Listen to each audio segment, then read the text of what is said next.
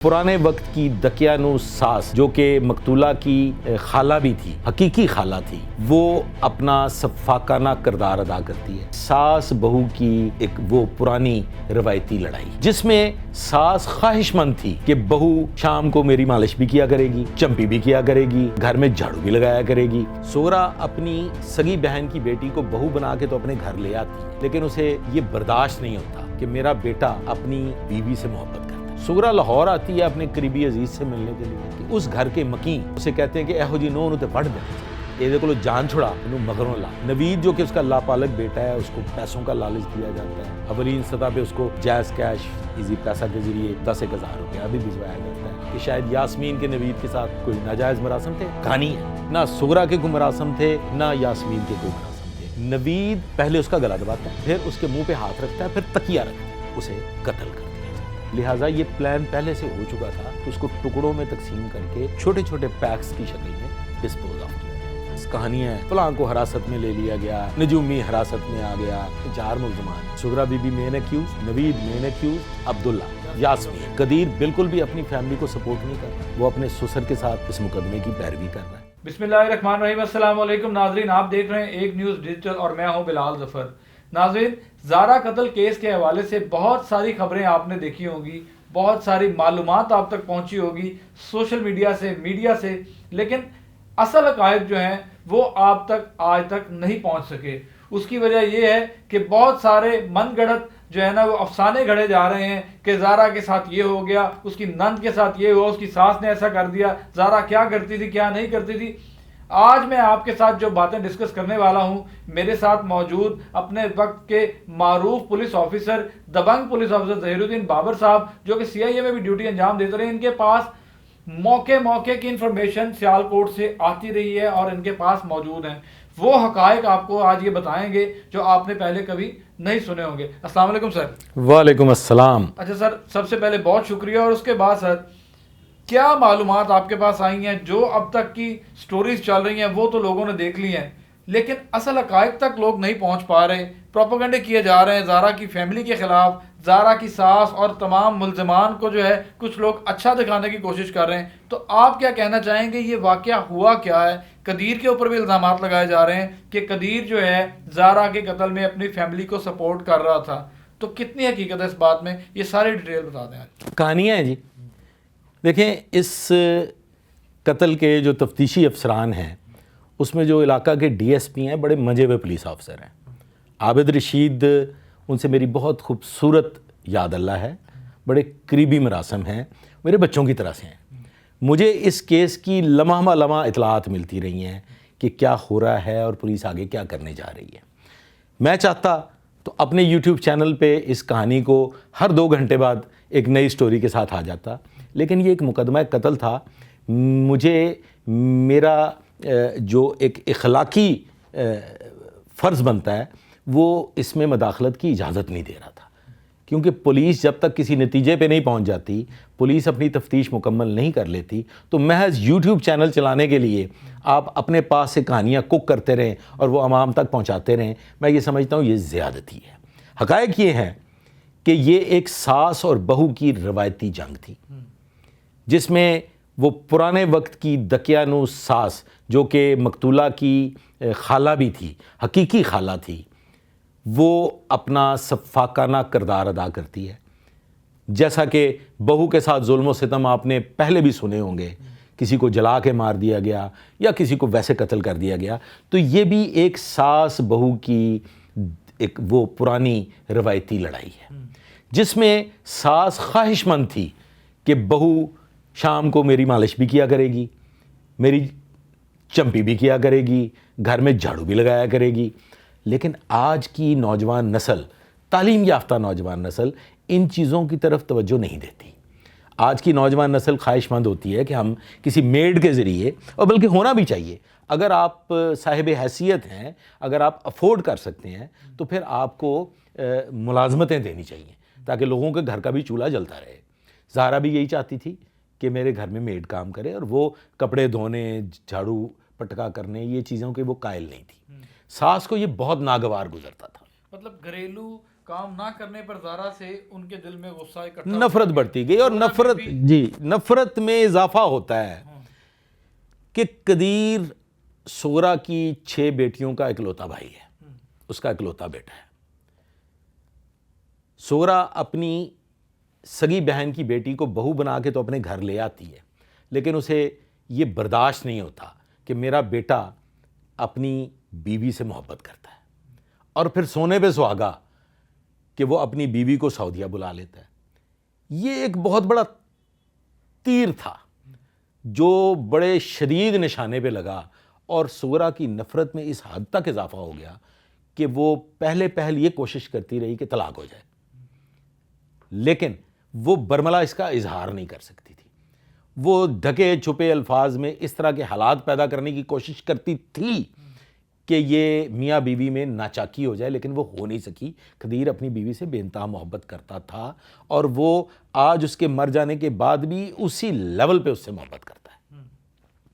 قدیر بالکل بھی اپنی فیملی کو سپورٹ نہیں کر رہا، وہ اپنے سسر کے ساتھ اس مقدمے کی پیروی کر رہا ہے۔ اس میں چند چیزیں جو حقائق ہیں وہ میں آپ کو پہلے عرض کر دیتا ہوں۔ نجومی کا ایک کردار آ رہا ہے جی، اس نے کہا تھا کہ آپ کے گھر پہ اسیب ہے، اور اگر آپ اپنی بہو زارا کو قتل کر کے اس کو ٹکڑوں میں تقسیم کر کے مچھلیوں کو کھلا دیں تو آپ سے اسیب کا اثر زائل ہو جائے گا۔ پھر ایک چیز بہت جنم لے رہی ہے کہ جی قدیر اپنی فیملی کو، اپنی ماں اور بہن کو معاف کر دے گا۔ تو یہ میں آپ کو آگے چل کے بتاتا ہوں، پہلے میں آپ کو تھوڑا سی اس کیس پہ روشنی ڈال دوں تاکہ لوگوں کو سمجھنے میں مدد ملے۔ یہ کہانی کوک ہوتی ہے لاہور میں۔ قبل ازیں سغرا اپنے دیگر رشتہ داران کو، اپنے ملنے والوں کو اپنی بہو کی برائیاں کرتی رہتی تھی، اور وہ اپنے دل کی بھڑاس نکالتی رہتی تھی۔ سغرا لاہور آتی ہے اپنے قریبی عزیز سے ملنے کے لیے، وہاں پہ بھی وہ اپنے اس دکھ اور اس غم و غصے کا اظہار کرتی ہے، اور وہاں پہ جلتی پہ تیل چھڑکا جاتا ہے کہ اس گھر کے مکین اسے کہتے ہیں کہ ایہو جی نو تے وڈ دینا چاہیے تھا، یہ کو جان چھڑا انہوں مغروں لا۔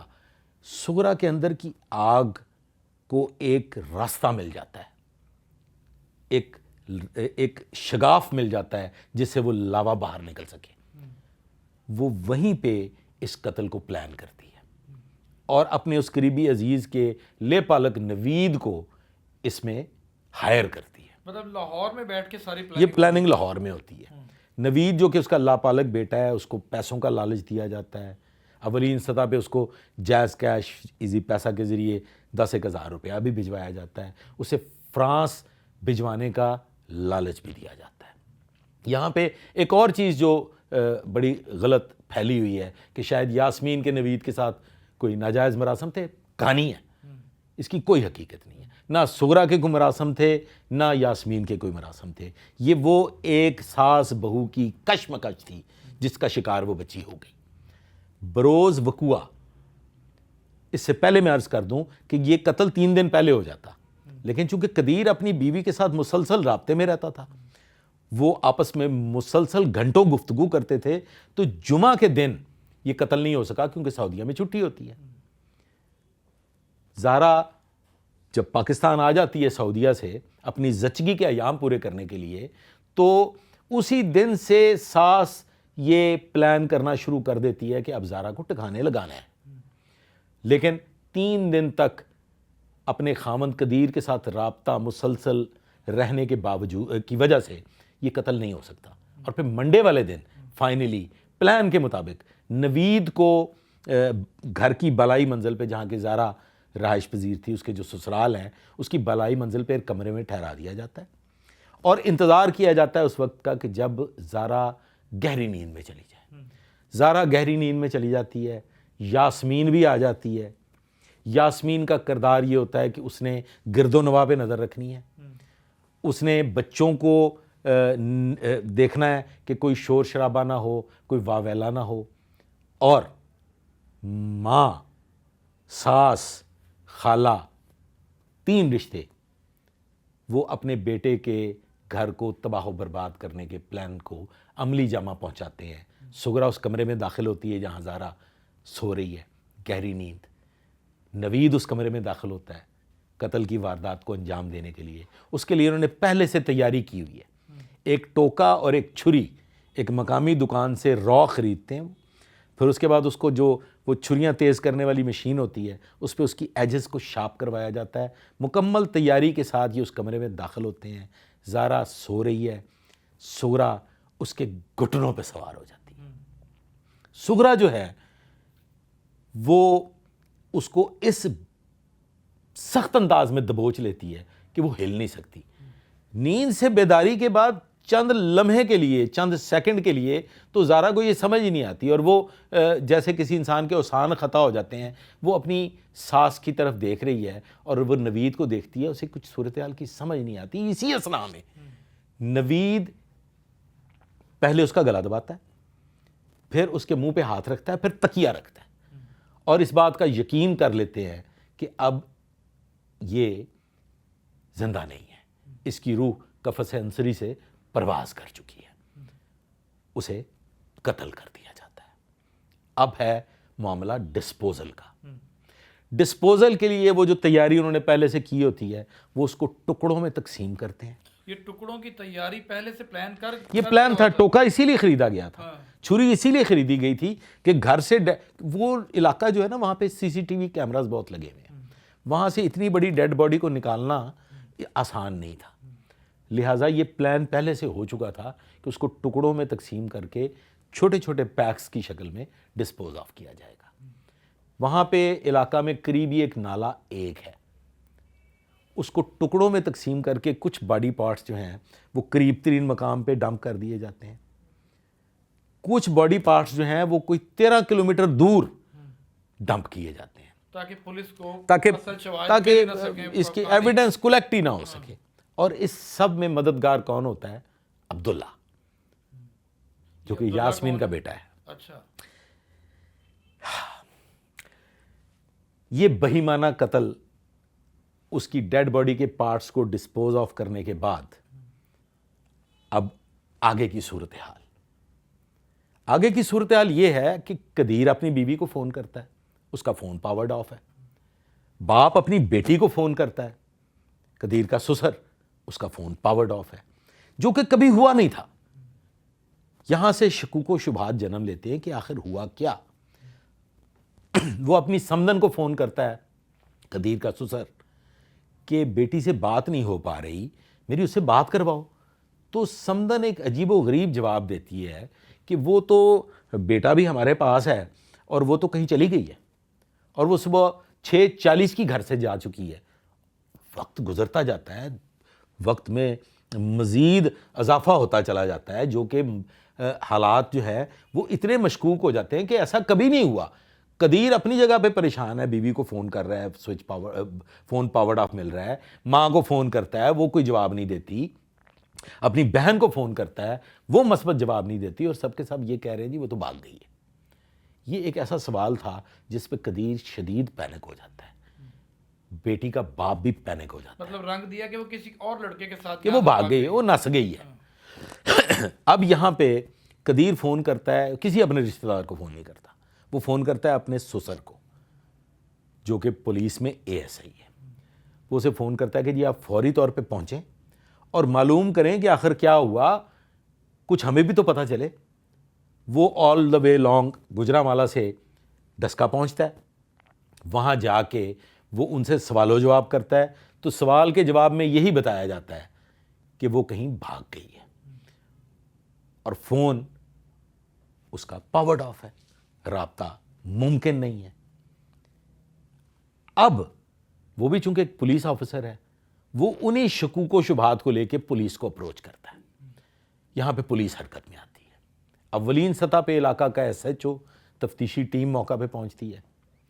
وہاں پہ وہ دیکھتے ہیں کہ بڑی شدید بو موجود ہے پرفیومز کی, عطریات کی, جو کہ نیچرلی اتنی نہیں ہوتی. تو وہ اس کا حد سے زیادہ ہونا پولیس کے لیے ایک سوال بن جاتا ہے. اب یہاں پہ انٹری ہوتی ہے عابد رشید DSP کی.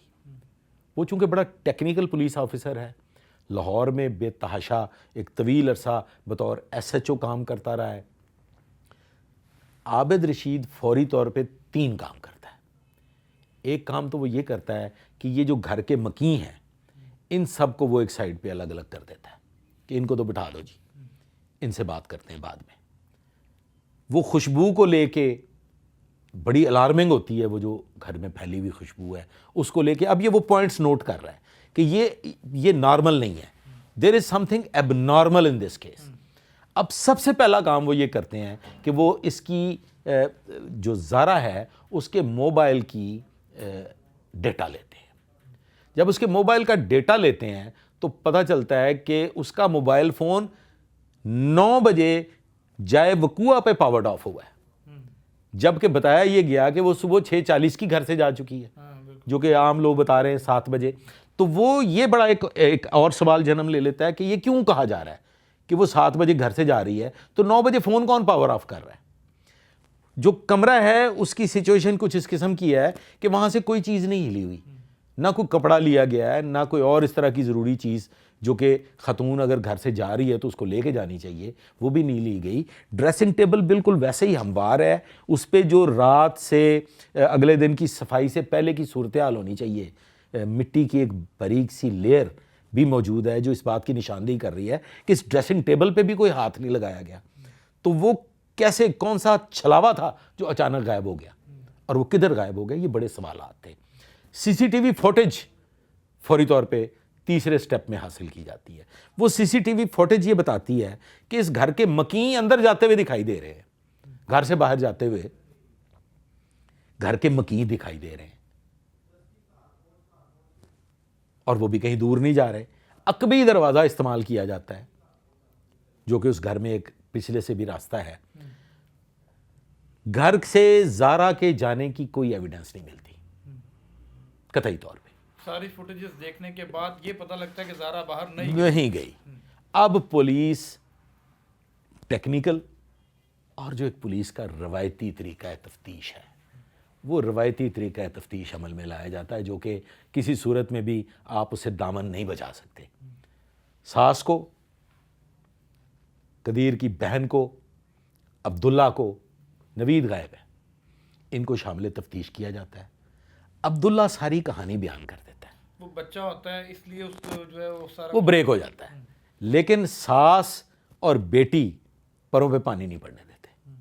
یہاں پہ عابد رشید میرے طریقہ تفتیش کو استعمال کرتے ہوئے پھر فائنلی یاسمین بھی بکتی ہے اور سغرا بھی بکتی ہے، اور پتہ چل جاتا ہے کہ یہ سٹوری کیسے کوک ہوئی.